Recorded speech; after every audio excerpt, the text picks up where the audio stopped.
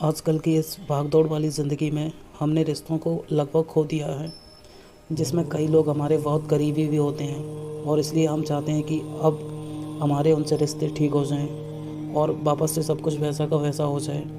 लेकिन मैं आपको एक बात तो पहले ही क्लियर कर देना चाहता हूँ, कुछ रिश्ते तो ऐसे होते हैं जिनमें सुधार किया जा सकता है, लेकिन कुछ रिश्ते हमेशा के लिए टूट जाते हैं और उनमें सुधार की कोई संभावना नहीं रहती और रहती भी है तो लगभग 0% रहती है। लेकिन जो लोग सच में हमें चाहते हैं, हम उन लोगों को वापस से अपनी लाइफ में ला सकते हैं और उसके लिए सबसे पहले हमें यह पता करना होगा कि वह लोग हमसे क्यों नाराज़ हैं, हमसे किस कारण से नाराज़ हैं।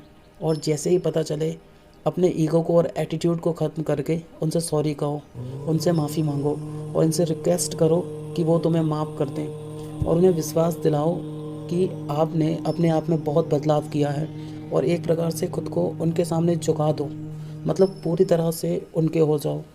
देखना वो तुम्हें ज़रूर माफ़ कर देंगे, मतलब पूरी तरह से उनके हो जाओगे तो उन्हें भी लगेगा कि हाँ, अब ये बदल चुका है, ठीक है।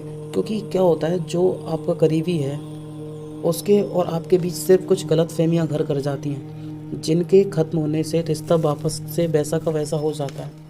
इसलिए जब आप पूरी तरह से उनके प्रति समर्पित हो जाते हो, तो उनको विश्वास हो जाता है कि आप उनकी केयर करते हो, उनसे प्यार करते हो और उनसे अपना रिश्ता सुधारना चाहते हो। लेकिन कई बार क्या होता है, हम बहुत देर कर देते हैं, तो ऐसे में हमें भी बहुत ज़्यादा ज़िद नहीं पकड़नी चाहिए और बात को भुलाकर आगे बढ़ना चाहिए।